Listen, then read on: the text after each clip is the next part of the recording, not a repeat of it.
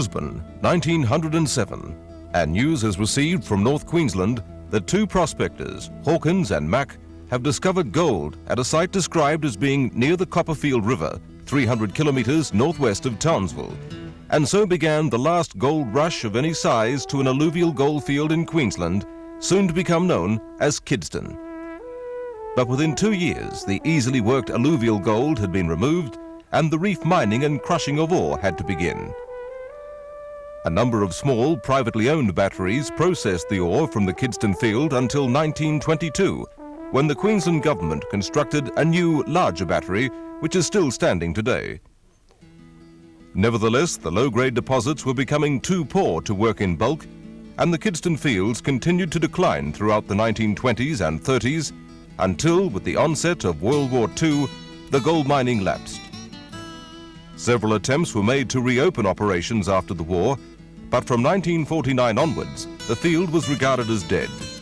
In its short life, Kidston had produced 1,309 kilograms of gold.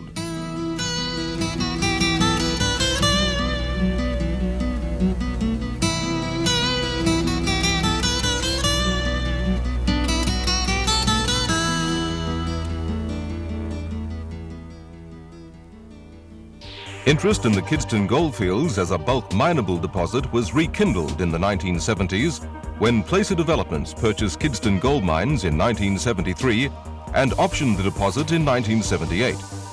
The extensive exploration data subsequently compiled by Placer proved two economic gold reserves at Wises Hill and Max North. And so in January 1984, Kidston Gold Mines began development of an open pit mine at Wises Hill and a carbon-in-pulp ore treatment plant, supplied with water from a new dam to be built on the Copperfield River, 22 kilometres south of the mine site. The design of the dam called for a structure 40 metres high, 350 metres long, and 36 metres wide at its base, with a holding capacity of 200,000 megalitres and a conventional concrete spillway. The dam had to be built in the brief 5 months of the dry season in 1984, as North Queensland's notorious wet season would play havoc with the supply of materials and plant to such a remote area as Kidston, accessible by some of the roughest dirt roads in Australia. In addition, the target for the commencement of gold production at the ore treatment plant had been set as the end of 1984. Using conventional concrete would have meant a 2-year construction period for the dam, so the solution was to build with roller compacted concrete or rollcrete. It was to be the first roller compacted concrete dam in Australia, and at the time, only the second such dam in the world. Pioneer Concrete was chosen to manufacture the 320,000 tons of roller compacted concrete and 20,000 cubic meters of conventional concrete needed for the dam's construction.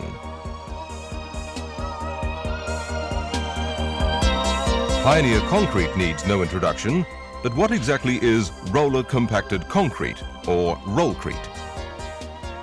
The man best qualified to answer that question is the American engineer who designed the first rollcrete constructed dam in the world at Willow Creek, Oregon, USA, and who was consultant engineer on the Kidston Dam project, Ernie Schrader. It can be thought of as a conventional concrete that we've taken the excess moisture, excess water out of it, so it has no slump, no fluidity to it, and it can be handled with earth-moving equipment and compacted with a large vibratory roller. And the ingredients of rollcrete? Basically the same as with conventional concrete: the aggregate, the cement, sometimes the fly ash, and enough moisture to cause it to hydrate and harden. Biggest advantage is in time.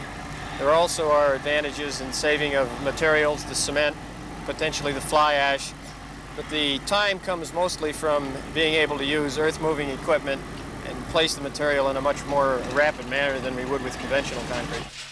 As fast as the trucks can haul the material from a plant and dump it, a dozer can spread it, the roller can quickly roll it, and continue the operation. Ideally, we do it non-stop. Just being able to come in with readily available equipment, set up and start the roll concrete operation is a big advantage over the conventional concrete.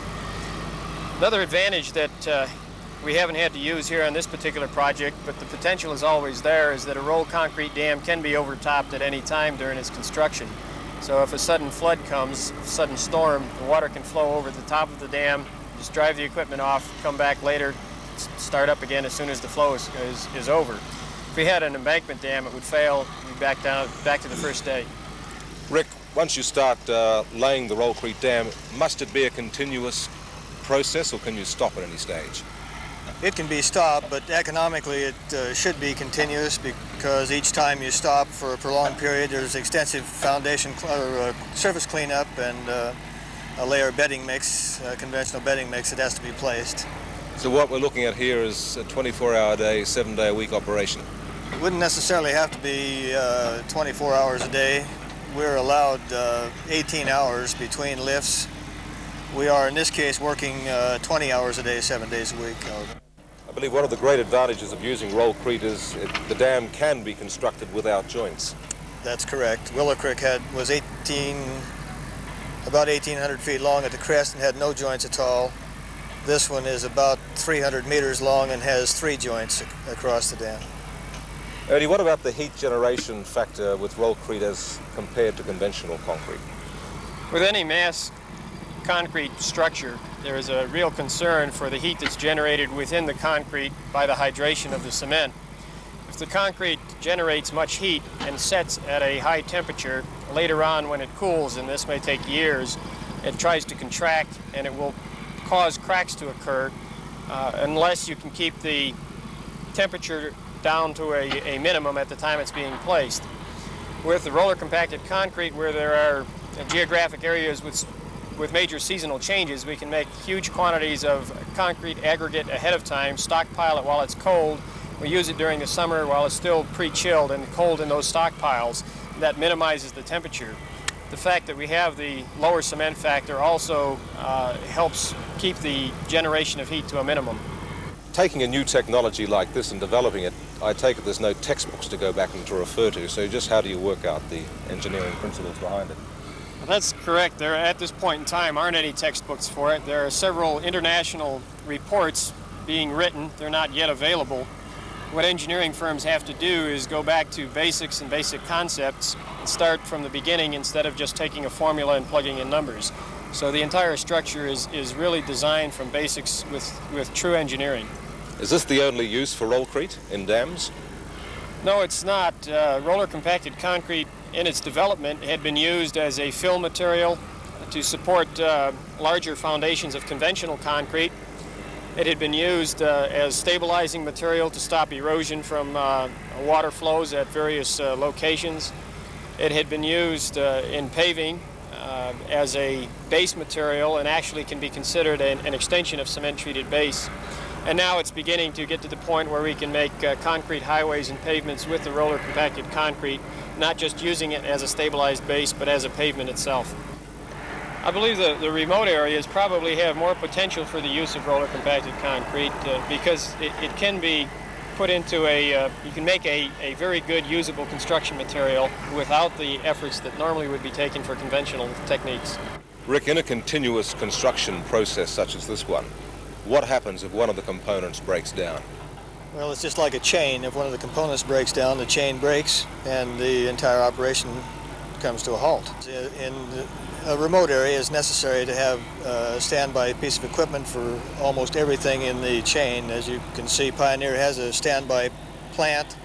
We have standby trucks, rollers, dozers, just about everything necessary to make a continuous operation work, even though one component does break down. We've had a few minor breakdowns, but it's continued very well, in fact. Rick, one of the interesting things about looking at that dam from the viewpoint here is that there's no formwork, and that alone must be a terrific cost advantage. Well, it certainly is. It minimizes the labor force significantly over a conventional concrete dam where all of the monoliths would be formed. There is some formwork. The upstream face of the dam is vertical, and it's formed by conventional methods, but there's considerably less than on an ordinary conventional concrete dam. If this Kidston dam was being built by conventional methods, how long would it take to get it up to this stage? Conventional concrete, I expect in the neighborhood of 2 years.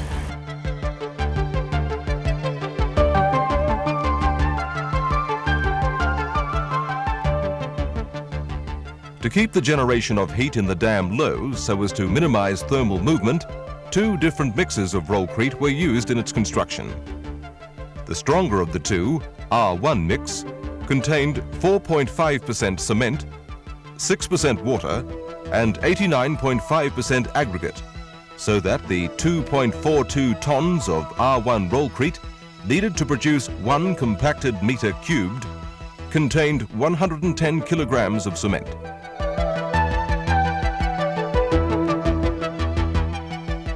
This R1 mix was used in two zones, the first being 2 meters wide along the upstream face of the dam, while the second was 1 meter wide along the downstream face.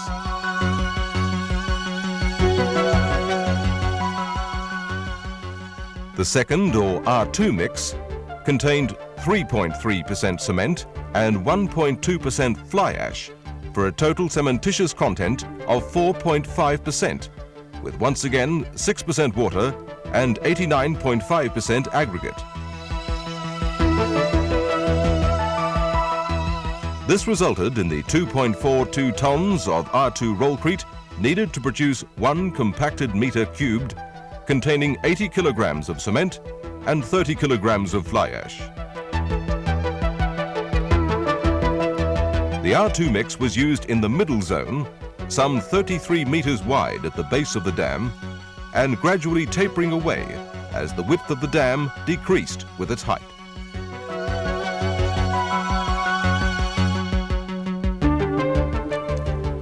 The 300,000 tons of rollcrete aggregate used was a mix of alluvial sand and gravel taken from a deposit in the bed of the Copperfield River and crushed and screened on site before stockpiling at Pioneer Concrete's 2 pug mills adjacent to the dam construction. The 13,600 tons of cement and 1,500 tons of fly ash needed to produce the 320,000 tons of roller compacted concrete was road trained in from Townsville over some of the roughest dirt roads in Australia. Pioneer Concrete's 2 pug mills operated 7 days a week to produce up to 6,600 tons of rollcrete in a 20-hour day for the fleet of dump trucks continuously shuttling the material to the top of the dam wall. On the working surface, the rollcrete was dumped, spread, and roller compacted in an assembly line process that enabled the dam wall to rise by as much as 1.5 layers or lifts per day. Each lift was approximately 300 millimeters high. The working surface was continuously kept moist to ensure proper curing of the rollcrete, and all loose material cleaned off with air hoses to provide maximum bonding of one lift with the next.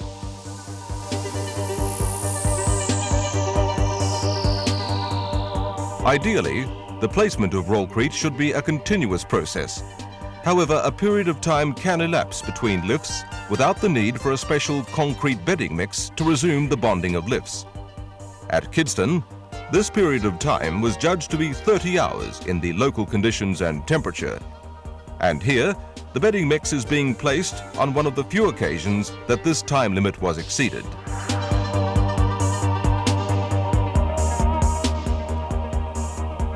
The vertical upstream face of the dam was lined with conventional concrete as each layer of rollcrete was put in place, and the two were roller compacted together to seal the upstream face against leakage. Similarly, conventional concrete was slip-formed up the downstream face of the dam for the construction of the spillway. This operation was the limiting factor which governed the speed of the dam's erection. And at the base of the spillway, the conventional concrete wave bucket energy dissipator was being formed on a deep bed of rollcrete, here again used for reasons of speed and economy.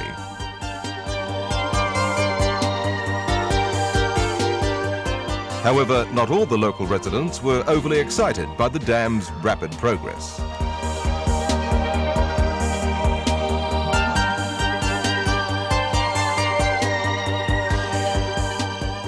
Rollcrete reaches its design strength in 90 days after laying, while increasing in strength indefinitely. These blocks of rollcrete were cut 6 weeks after roller compaction. So the bottom line of the rollcrete process in dam construction is the considerable savings it affords in time and money. The process is machine-intensive rather than labor-intensive, and the machinery used is basic road building equipment, quickly put in place and made operational in remote areas such as Kidston. The low cement content provides further cost-effectiveness. But above all, it is the speed with which roller-compacted concrete dams can be built that is the major innovation.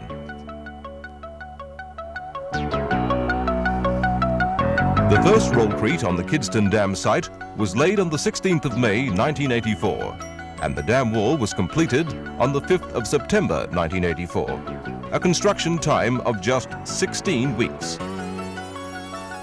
With the arrival of the wet season in November, a 200,000 megalitre lake will begin to form behind the Kidston Dam to provide the vital water supply to the Kidston Gold Mine ore treatment plant. It is expected to become Australia's largest gold-producing mine in its first 12 months of operation.